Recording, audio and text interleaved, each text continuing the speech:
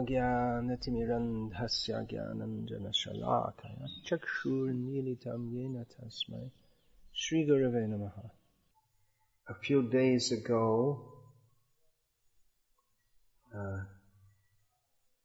I gave a lecture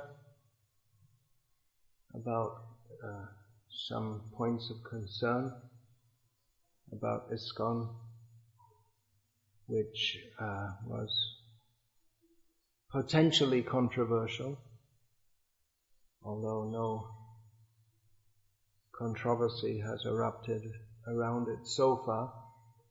I've received a few questions about that, which I'll answer now.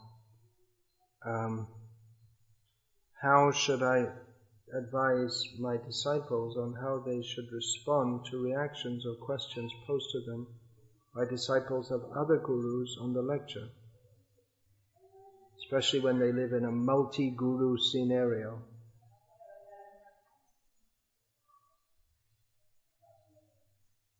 Multi-guru means in many temples, or not just temples, but many communities of devotees, there are gurus of different disciples, whereas in India in particular, and in some other place or some other areas, you find that most of the devotees are disciples of one guru. So,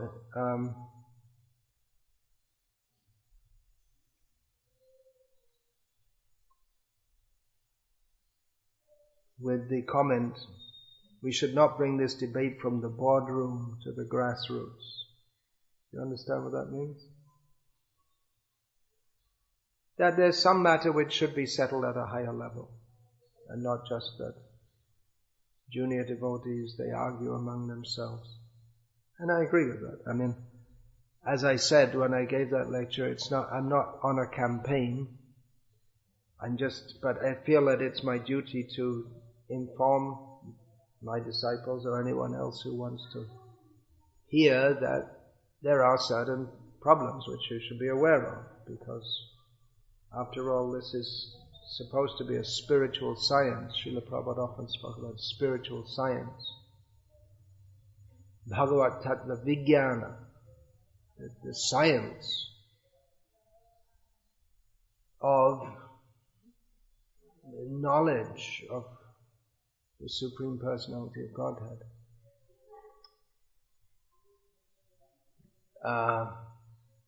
So we should understand scientifically, it's not just all sentiment. And according to the science of Krishna consciousness, there are certain signs which we should be able to recognize that something's not right. You want to sit like this? Looks like you're going to jump on top of me. Look like a lion about to pounce.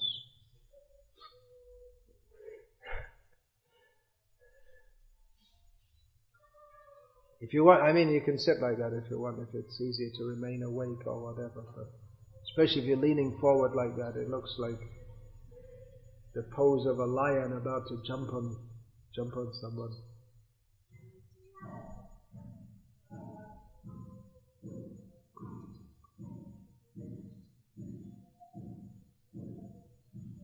We do tend to be, here's another observation about our society, that we do tend to, despite Srila Prabhupada so much stressing that this is a spiritual science, we do tend to be not very scientific, and we tend to be like a religion. The atheists, they criticize, one of their many criticisms of religion, many of them which are at least somewhat valid, one of the criticisms is that it's a crutch. You've all heard this. It's a psychological crutch. That you're feeling distress in this world, and therefore you just take to religion and you hope that there's something better going on somewhere else, or that you can imagine that there's a God or something like this. But that's one reason why Srila Prabhupada distinguished Krishna consciousness from mundane religion, which it is different. It's supposed to be a spiritual science in which one is, one doesn't just take a religion like a sleeping pill, like the class is like a sleeping pill, right? It's that you just join a religion and you think, well, now I'm saved or whatever, and then you just don't think about anything. But rather one is supposed to, ideally one is supposed to take to it with his intelligence. Of course we can't expect everyone to be like that. But Srila Prabhupada, he specifically set up, or one of his specific aims within ISKCON was to train a new class of brahmanas, of thinking people. They have to, a brahmana means not just one who learns, but the best class of brahmana is one who can think philosophically. But we do tend to get many people who join who are just content to join and then have their thinking done for them. This is one of the complaints of the atheists. Of course, they get their thinking done for them by Dawkins and company, but they protest that, you see, you just blindly follow. So that this is widespread in our society, even among people who otherwise might seem to be intelligent, is that we see things which are not according to the spiritual science, and we just go along with it, or we think it, the worst thing is we don't even think about it at all, and we just presume that it must be right. See, I got a lot of trouble some years ago when I gave a lecture saying that, we shouldn't think that what someone says is right because he's a guru, but he's a guru because what he says is right. It's not round the other way. So that wasn't a very popular analysis, but actually it's a fact. So, if there are problems, we should see. I mean, it's like you don't have to be an astrologer to say that, or a soothsayer, or a shaman, to see that the world's heading for a lot of problems. There's all this talk, 2012. Many people in the world think the world's going to end, or there's going to be cataclysmic changes in 2012. Well, definitely there'll be a lot of problems in 2012, and guess what? There are a lot of problems already in 2011, and there'll be a lot of problems in 2013 also, because the karmic deficit, you could say, they're talking about budget deficits. The karmic deficit is beginning to kick in. The human race is getting reactions for its grossly exploitive and sinful activities. I mean, the reactions are always there, but they're becoming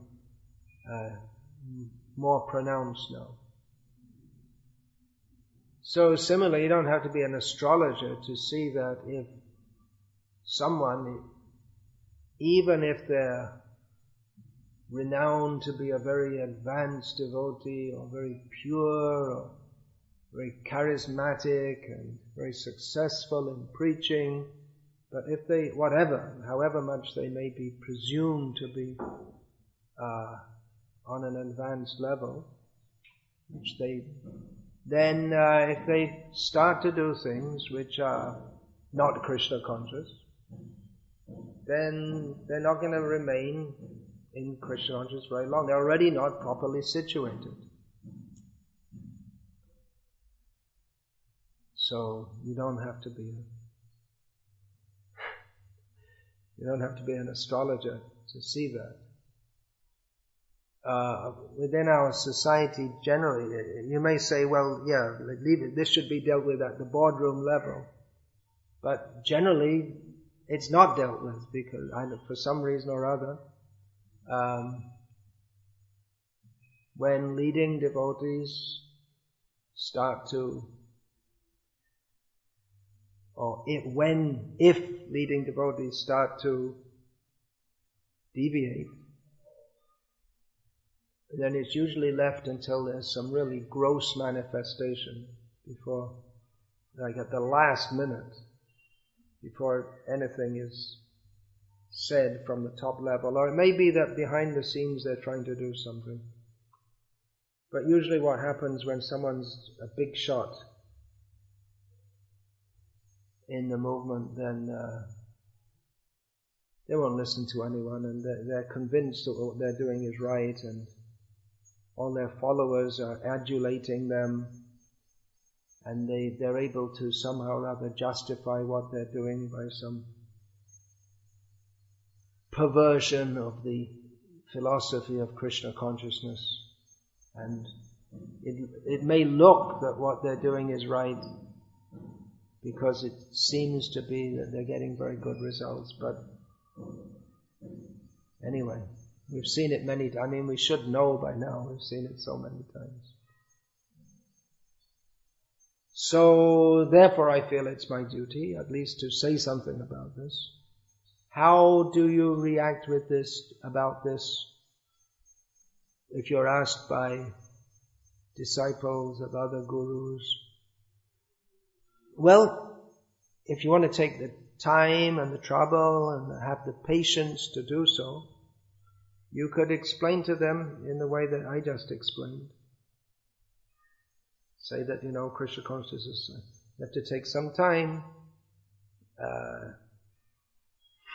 and be somewhat expert. Otherwise, you can brush it off or whatever. You may say, well, one thing is it's very unlikely that they're going to listen to you anyway, because if they haven't been trained in the spiritual science from the beginning, then to suddenly try to educate them, and it might be quite difficult. It's not impossible. If they've read Prabhupada's books, they should have some idea about that.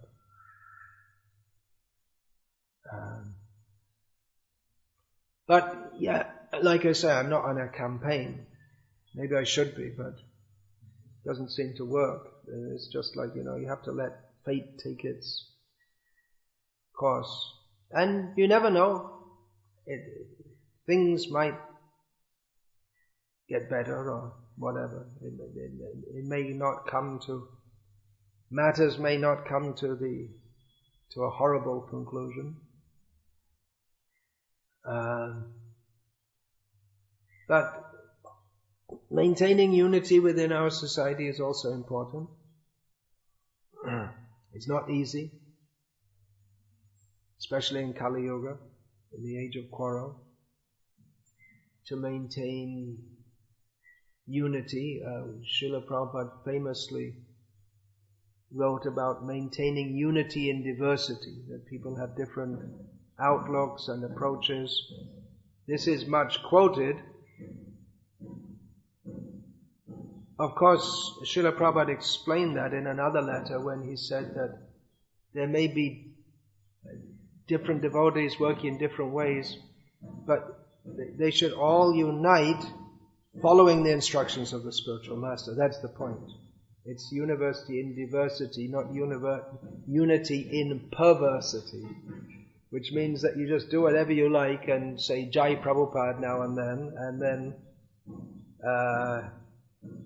you're as long as you remain a bona fide member of ISKCON, you can do and say any damn thing you like, but first it should be ascertained what are the orders and desires of Srila Prabhupada.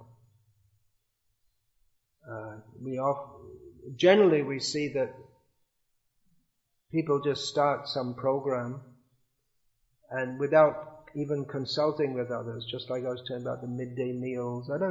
Did anyone get any GBC permission to do that? They just started doing that. That's just one of many examples. Atma Yoga, all this kind of thing. And without first consulting with the GBC, you just start some program, and then it just comes to be accepted as part of the Krishna conscious movement. Whether it's actually fulfilling Srila Prabhupada's desire, that should be first discussed with others. So, what should you do? How should they respond to reactions or questions?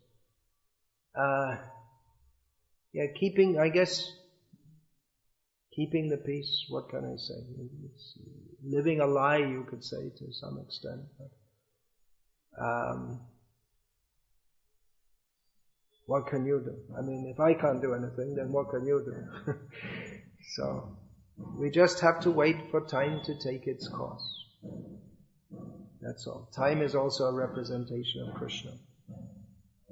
So sometimes time seems to work against Krishna consciousness. I mean, there was a time when, it's happened several times in the history of the universe, that the Brahmanas have been killed or persecuted or not allowed to perform sacrifices. And you may say, well, why does Krishna allow that?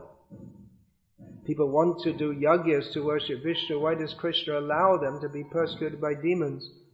Just Krishna waits for the demons' offenses to become paka, you could say, just like a boil to become ripe so it's ready to pop. And then he comes as Nrsimhadev, as Krishna himself. So, we may say, why is the Krishna conscious movement going through all these kind of things? Well, it may be for some time, and then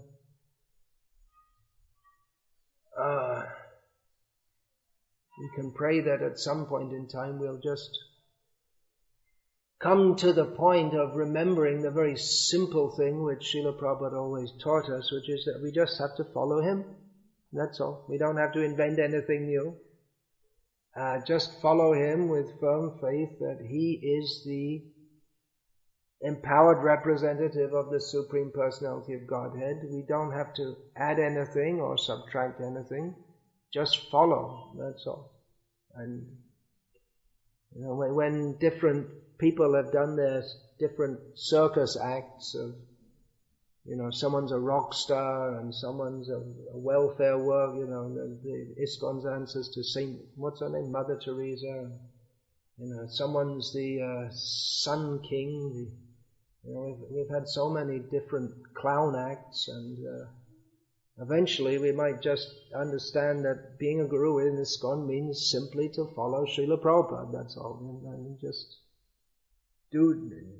follow what he told us to do and instruct others to do that also. So, it's difficult to understand all of this, but we shouldn't be discouraged. Whatever anyone else may do, we can follow Srila Prabhupada's simple instructions. They're not difficult to follow. We should think that, or understand that it should be expected that Maya will attack ISKCON. Because ISKCON is the movement that is meant for defeating Maya and establishing Krishna consciousness in the world. There was one play by one Girish Ghosh, which Prabhupada had translated into English from Bengali. And the devotees used to perform that. Still in Mayapur, the Bengali devotees, they sometimes perform that. And it shows Kali, the personality of Kali, how he received when Chaitanya Mahaprabhu came, and how the personality of Kali was so much disturbed. It's a good play. We should get that in Hindi and other languages also. Prabhupada approved it. Even one devotee asked Srila Prabhupada that, well, how can we perform this play? It's just written by some Girish Ghosh, who's that? He's not a pure devotee. And Prabhupada said, well, it's a good play. Why not? So it was very effective, and they used to perform that in New York, and people would come and pay to see it, and they appreciated it very much. So, yeah, we can expect that Maya and her agents, such as the personality of Kali, will attack this movement. And especially, we can expect she'll attack the leaders, because if you get one leader, then you get so many followers all at once. But anyway, anyone who's come to a position of leadership in Krishna consciousness, we can understand that they're a great personality.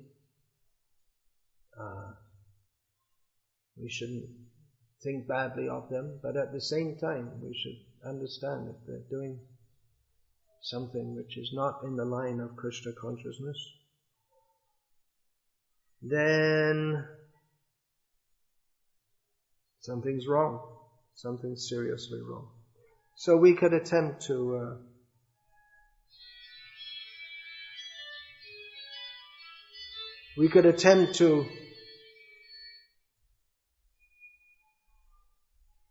explain this to others, or otherwise we could just pacify them and say that, well, something like this. Well, there is an issue, yeah, but let's see what happens. You could see like something like that. Right? But it seems that no one wants to make it an issue. They'd rather not discuss all these things. So, all right, let it remain like that. Like I say, I've done my duty. Someone sent me an email in which so-and-so Swami is playing a blues composition with a Western band. I find this depressing and discouraging for those who want to follow Prabhupada and our acharyas. Yeah, naturally it can be discouraging if you look up to people and then they do things that disappoints. Just like children like to look up to their parents, but then if they see their parents acting in a bad way, they become disappointed. How can this be accepted? Well, you don't have to accept it. And how do those who want to please Prabhupada and his sincere followers take this? Well, just understand according to this, what I'm telling you. Another question about this. I come across new devotees who are more attracted to reading such and such a book, autobiography, instead of Prabhupada's books. This happened to me, and I ended up discrediting that book and telling the devotee to avoid such books and instead read Prabhupada's books first. I have not read it, nor do I intend to, nor do I have the time, but I've seen some excerpts in which so-and-so Swami claims to have received the Hare Krishna mantra from the river Ganges before he met Srila Prabhupada. This looks very strange and sounds like self-aggrandizement. Do you think it is wrong to openly discredit such a word to new devotees? Actually, it's not. We should, but what happens is people come newly and they get given this book, which I see it as an act of violence to give people this book. They should give people Prabhupada's book. So they get this book first, it's going to be very, very difficult for them to have a proper understanding of Krishna consciousness, ever. If you get started in the wrong way. But on the other hand, what can we do? I would take it up with the local ISKCON authorities and tell them that, look, we should promote Prabhupada's books. Or you could tell me, if you like to read biographies, read Prabhupada's biography. It's a lot more Krishna conscious. But, what happens, people come new and then there's this whole hype going on and they get carried away.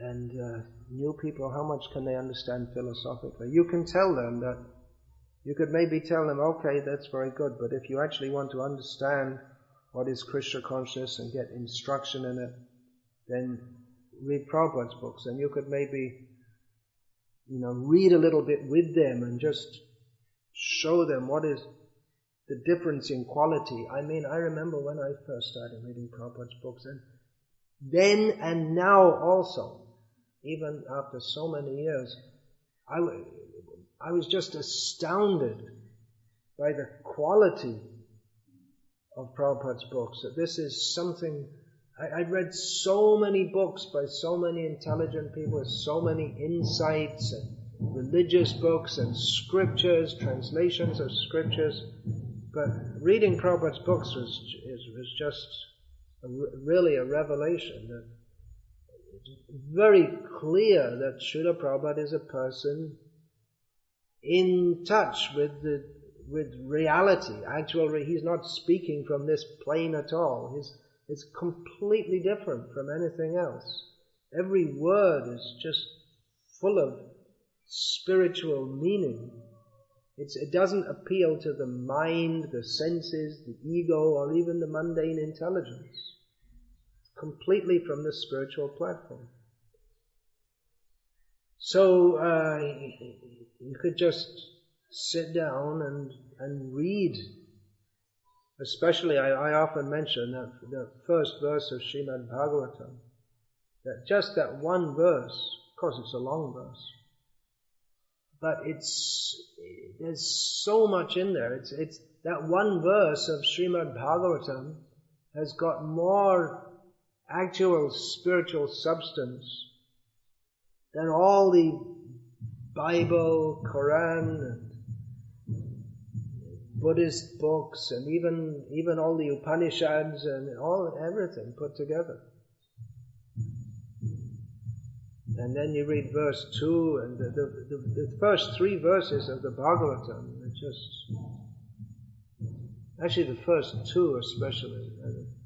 But the third verse can be especially appreciated by very advanced devotees. But the first 2 verses, they're just revelatory.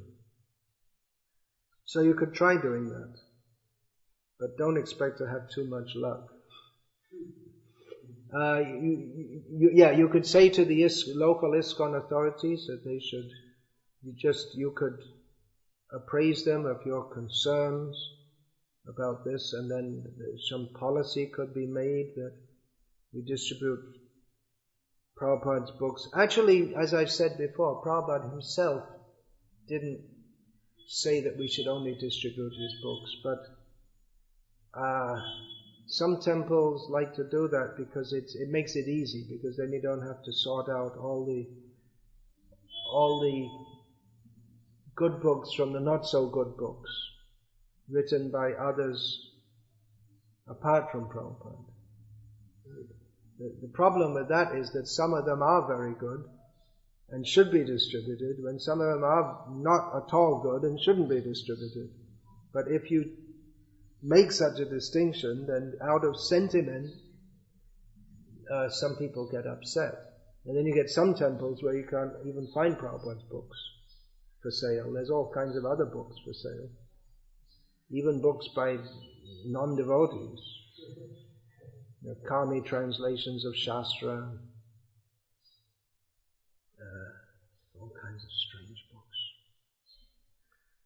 Yeah, it's time to... or maybe it's not time. Maybe we have to wait for the time to offer ISKCON back to Prabhupada.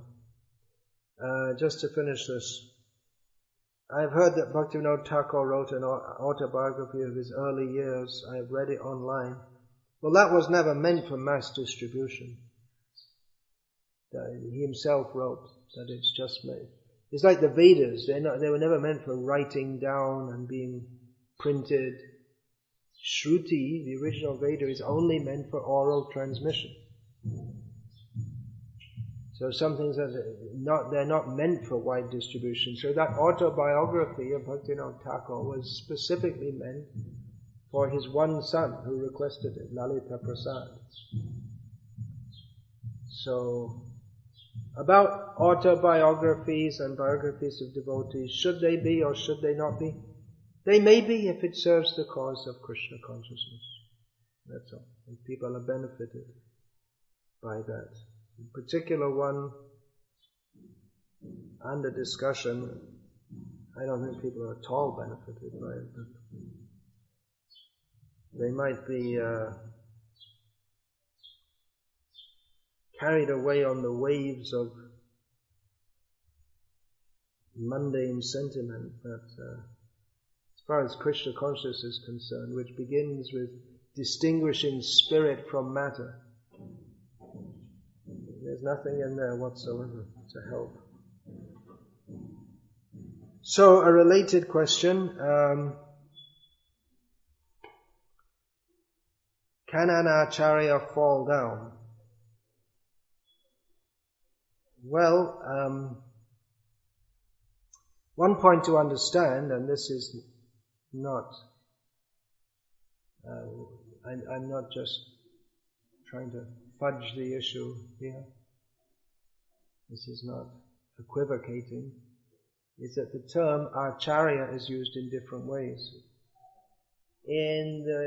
Very near the beginning of his commentary on Chaitanya Charitamrita, Srila Prabhupada refers to an acharya in the true sense of the term. So acharya can mean on the level of Prabhupada, Bhaktisiddhanta Saraswati, Ramanuja Acharya, can also mean someone who has 2 or 3 students who he teaches. It can mean he's teaching them dancing or something which is not directly Krishna conscious.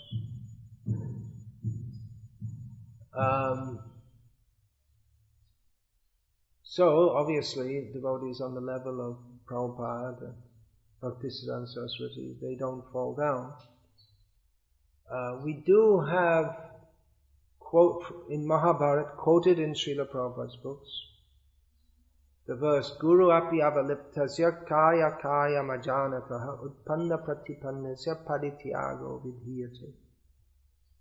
That even if one is a guru, the most respectable position, but if he's not properly situated, he's hopelessly addicted to sense gratification, he was properly situated but now isn't properly situated, doesn't know how to instruct properly, he should be fully given up. Now this was spoken by Bhishma to Parashuram, his guru. When Parashuram said, hey, you can't fight with me, and Bhishma said, damn it, I'm going to fight with you. So you may say, well, Parashuram, he wasn't the spiritual guru, he taught the science of weapons. But that same verse is quoted by Jiva Goswami in his Sandarbhas in relation to spiritual guru. And Prabhupada quotes it in that context also.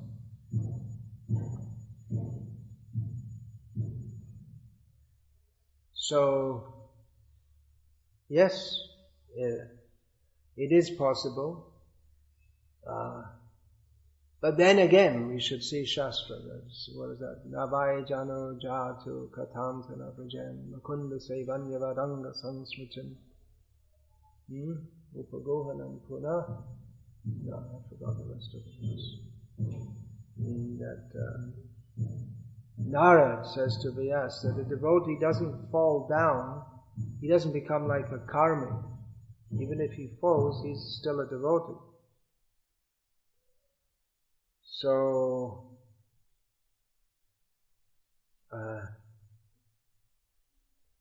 And Srila Prabhupada said that one can act as an acharya by following the instructions of the previous acharyas.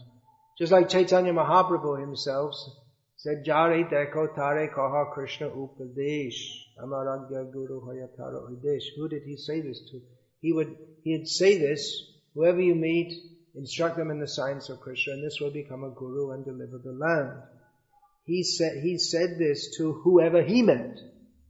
So he just meet people, infuse them with Krishna consciousness, and go on and tell them, now you be a guru, on my order. And Prabhupada often quoted this. So, they may not be fully qualified or trained, but there's such a need for gurus or people to instruct in the science of Krishna that even someone who is not qualified to the level of a Mahabhagavat, he may instruct others by following the instructions of the Mahabhagavat. So, it's a fight. In the fight, some people will be killed. Prabhupada gave that example actually from Bhakti Siddhanta Saraswati. So some people will be killed, but still the fight has to go on. Even some of the leaders of the troops, but still the fight has to go on. So, we should all understand that just like, you might be fighting and the leader of your platoon, he gets killed, but still, there's the general, you have to follow him. So the leader of the platoon, he has to take orders from the general. So like that, the gurus in ISKCON should be understood that they are followers of Prabhupada, and as much as they follow the Prabhupada, they're qualified to be guru. If you don't follow Prabhupada, you're not qualified to be a guru. That's all. So if they fall away, it's because Krishna didn't think they're fit to represent Prabhupada anymore. So if we think that we're independently powerful, then that's Maya. Prabhupada himself said, I'm just doing what my guru told me, that's all. It's a simple matter. You just have to follow.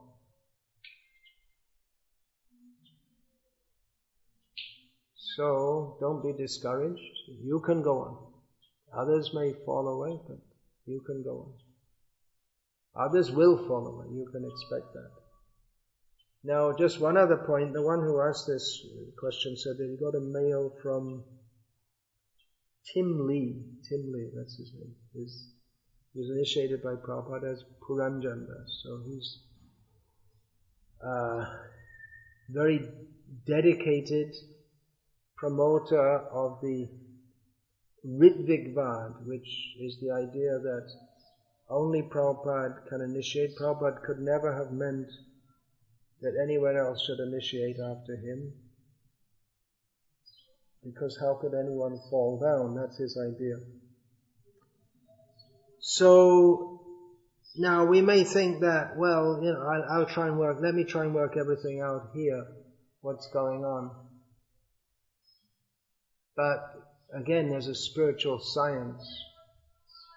It's not just by one's intelligence one can understand Krishna. One of Chaitanya Mahaprabhu's most important instructions is asat sanga tyag, a Vaishnavacha, to give up bad association.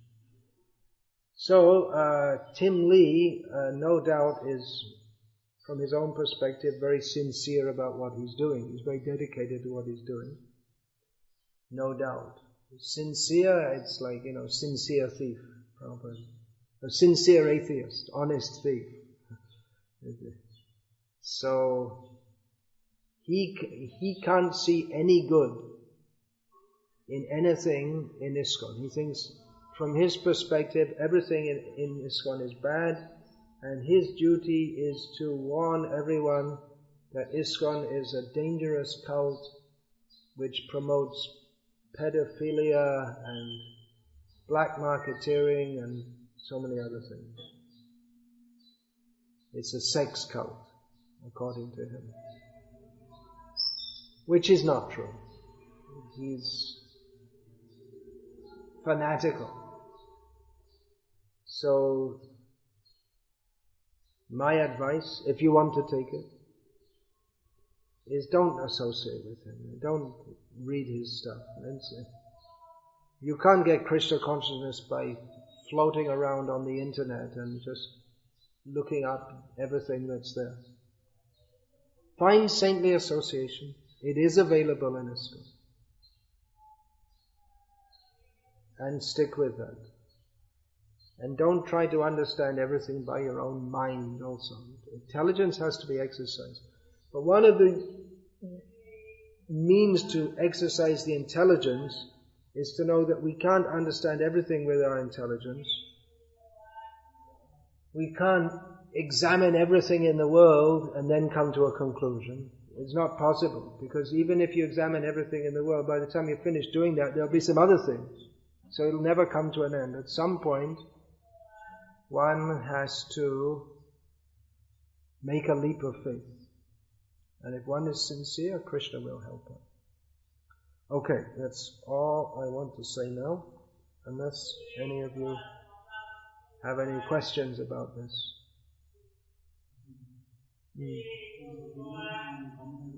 Could you speak a little louder, because these guys have they should become preachers, right? These guys who go around, what's he selling? Collecting papers. Old bottles. Yeah, like that.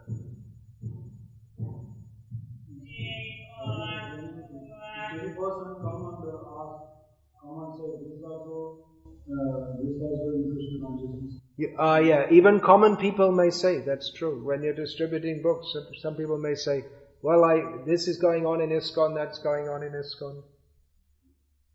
And you can say, yeah. You can tell them, yeah, there are some bad things. It's in a big organization, you can expect that there'll be some bad things. Not everyone who joins will be completely sincere. But that doesn't mean that the whole organization is bad. It's just like, there's someone from India may go to America and commit a crime. So, would you judge from that everyone in India is a criminal? Or every Indian who goes to America is a criminal? Is that a reasonable conclusion to draw? You have to see the overall activities. Yeah, there is a lot of what there should not be within ISKCON, but that doesn't mean that the whole purpose of the organization is wrong. The whole society is corrupted. Actually, in some ways, I would say that a high level of corruption has entered our movement. This is the kind of thing that Tim Lee and company like to quote out of context. But more at the philosophical level than there is also at the behavioral level. But again, you can't say it's all bad. A lot of people are chanting Hare Krishna. A lot of Rath Yatra is going on. A lot of Prabhupada's books are being distributed. These are all good things. You can see here, just going around with me the last few days, and we're going around Gujarat, right, different places, and so many people are taking up Krishna consciousness in a good spirit, feeling spiritual and enlivenment by doing that. We can't say that's all false. We're not cheating them. We're not traveling around place to place to cheat people. We're only speaking the message of Bhagavad Gita as given to us by Prabhupada, right? We're distributing Prabhupada's books, right? Giving them prasadam. These are not bad things, right? At least you can judge for yourself what you are part of. This little group here in a small town in Gujarat. It's all selflessly for the sake of serving Prabhupada and Krishna, is it not? You're getting training in spiritual practices, spiritual philosophy according to Guru, Sadhu and Shastra. So you can tell people, yeah, you can say, yeah, there are some bad things. But that's not the whole purpose of the movement, or that everyone in it is bad. Sometimes they talk about, big leaders, they're just exploiting you and living a comfortable life. Well, you can tell them that you know a big leader, and I'm not taking your money and I'm not living I guess it's comfortable compared to the people living in the Chopapati just over there. So slightly comfortable, you could say, but certainly not luxurious living. So at least one day, of course they're all working hard. I don't see any of the leaders in ISKCON simply exploiting people. I don't see that at all. They're all working hard to spread Krishna consciousness. And if they are corrupt, then Krishna will look after them. Maya will look after them. But I see all the leaders they're working hard. Look at Jayapataka Maharaj. For years people were telling him, you've got to rest more, you've got to sleep more. He wouldn't, and eventually he got this severe stroke, and he's paralyzed, and still he's going on traveling all over the world and preaching. I mean, what for? I mean, anyone would say that, all right, now if he retires, it's all right, let him just sit. But he won't. He's addicted to preaching. So I don't see that's... how can you blame? Just to see all bad, that is not a beneficial attitude. It doesn't help anyone.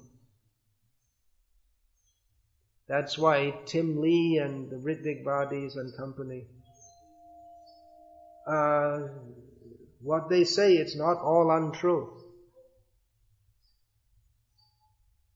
It may be exaggerated, but it's not all untrue. But it may not help us to hear it from persons who, by associating with them, I don't see anyone ever benefited from associating with them. Maybe they're trying to save people from associating with people like me, the terrible gurus of our movement. But anyway, you have to choose. Yeah. Do you think it is a better idea if this particular leader in question and yourself and some senior sannyasis, they sit together and come? Why don't we all sit down together and work it all out? That's, there was an article in Bhakti Godhead many years ago by Dhruta Karma Prabhu. This must have been during the 1980s. During the 1980s, pretty much everyone in the Western world was sure that it's just a matter of time before the NATO powers. You know what NATO is? It means America, Britain, France, the Western powers. They go to war with the Soviet bloc, specifically the USSR. There's going to be a big nuclear war and there'll be mass destruction. Some of our devotees in England, they were running a successful business selling, making nuclear shelters and all this. Even one of our gurus, who's no longer with us, spent lots of money making nuclear shelters with canned food and all. Pretty much everyone was sure. And there was some people were saying that, no, they'd go and see some people, you can buy these things to help you survive after the nuclear blast. They say, forget it. When the bomb drops, I just want to be right underneath it. And there were films made. I saw both. One was made in America. It's called The Day After. All our devotees saw it. I went to see it with Prabhu Vishnu Swami, actually, before I took sannyas. It's called The Day After, and it showed like what would happen with the nuclear bombs dropping, what would it would be like afterward. And then in Britain they made one also because they thought the day after was too optimistic. And they showed more like what it would really be like, and it would be really miserable. Anyway, I'm getting on a digression here. It just goes to show that what you think will happen will not happen. I was just reading one of the earliest Back to Godheads. It was 1967 or 1968, and in the editorial it was talking about now in the modern age we have news from all over the world, and that's going to force people to be honest. And he was convinced that the world is going to change because the news, you can't hide and people can't be corrupt. But what happened was that certain people they took over the control of all the news channels and everything, so the news became just another means of propaganda. So it's interesting that people, they think this is going to happen, but it doesn't happen like what they think. So that's why it's better to limit our speculations about the future to saying that yes, definitely, birth, death, old age and disease is going to be there. Anyway, coming back to the point.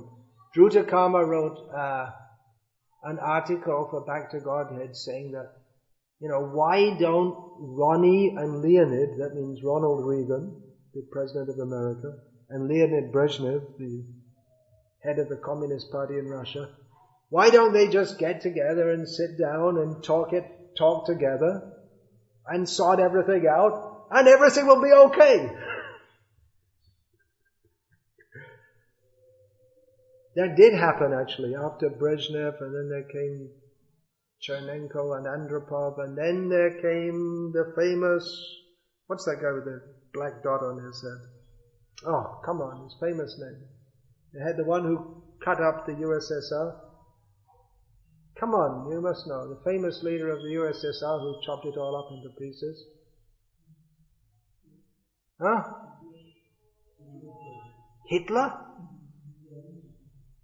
Anyway, somehow or other, I forgot his name. I remembered all the less significant ones. Huh? Russian guy. They gave him a Nobel Prize. Nobel Prize is also just a bunch of propaganda. So, anyway, they did get together, and then Reagan famously called the USSR the evil empire, and then the USSR all broke up. So anyway, Dhruta Karma, he gave the conclusion that, well, it's not so easy that you can just talk it out, because there are deeper forces at work, and they're not just political forces. There's the force of time, there's the force of karma. The big leaders, they think they're in control, but they're not in control. We're all controlled. There are bigger forces than ourselves. So why don't we all get together and sort it out? Well, like I said, that often when someone becomes a big leader, they can't hear anyone what they have to say. They're convinced that what they're doing is right. And I also mentioned in my previous lecture about this that I tried speaking. Maybe I'm not the most diplomatic person. I tried speaking to a previous leader about some of his strange things. But it didn't change his mind at all, and though he agreed under pressure to do certain things to rectify the situation, he didn't. And then he left this world. So, why don't we get together? It would be good. Let's see if something can be done. But I'm in touch with one GBC member about this who says he's going to, at least he's thinking about doing something. So, they're considering what to do. So, let's see if anything happens. It's very difficult to deal with all these things because people, they have their own power base, and this and that. So it should be the easy solution, but it's not so easy. Just like, you see, I don't get involved in all these email discussions about different issues. Just like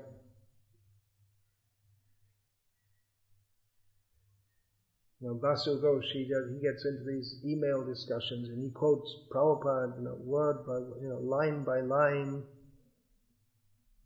and he says, on different issues, and says, so how can you go against this?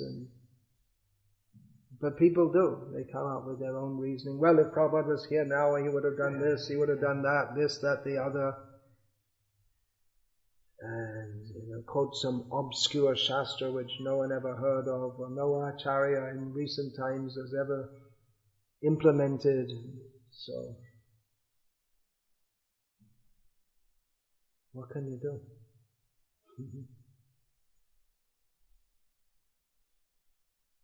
So you go on distributing Prabhupada's books and read Prabhupada's books and preach that, and people will be benefited.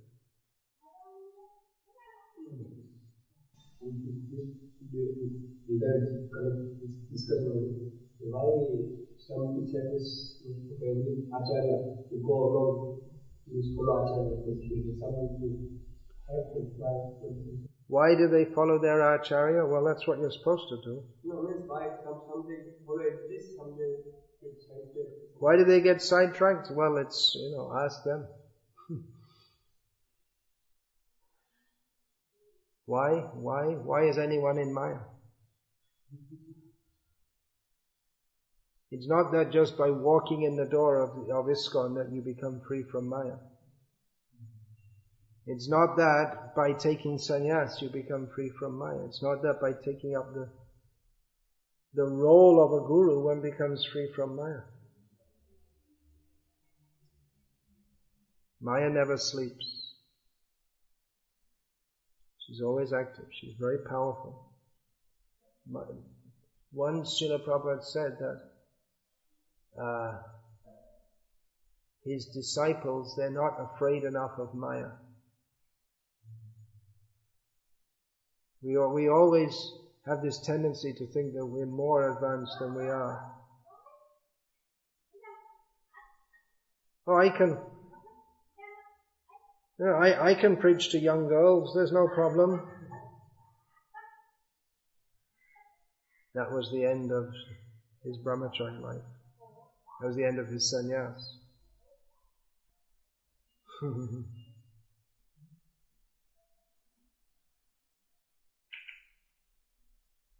I can associate with Mayavadis, I'm purifying them. Well, let's see. Then you become a Mayavadi.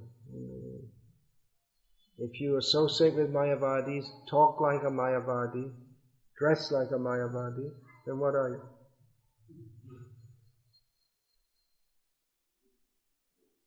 A bird that swims in the water, quack, quack, makes a sound like that, walks on land in a waddling kind of manner, has webbed feet. What do you call it? It's a duck, right?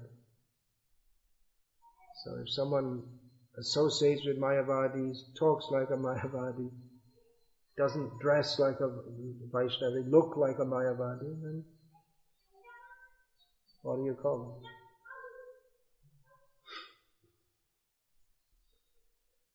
Hare Krishna. Okay, go out. Distributing books means fighting with Mayavad. There's so many quotes from Prabhupada saying he wants to defeat Mayavad. I'm going to post one right now. Every day I post a quote from Prabhupada. So one of the many quotes from Prabhupada. Don't make any compromise with Mayavad. Prabhupada said Mayavad is worse than atheism. It's covered atheism. Worse than Buddhism. Buddhism, they deny any spiritual reality, but in Mayavad, Prachandam bodham uchyate. It's covered Buddhism. They say there's spiritual, but it has, what they call spiritual has no name, form, qualities, pastimes, abode, associates. So, it's worse. Bodha chaotic. What is that? Chaitanya Mahaprabhu says, Bodha chaotic. Veda Shrai Nastik Yavad. Vedna Mania Bodh Hoita Nastik. Vedashrit, what is that? Bodh Hoita Nastik. Vedashrit Nastik Yavad Bodha chaotic.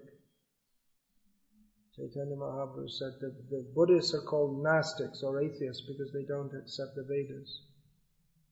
But the Mayavadis, they're worse than the Buddhists because they theoretically accept the Vedas.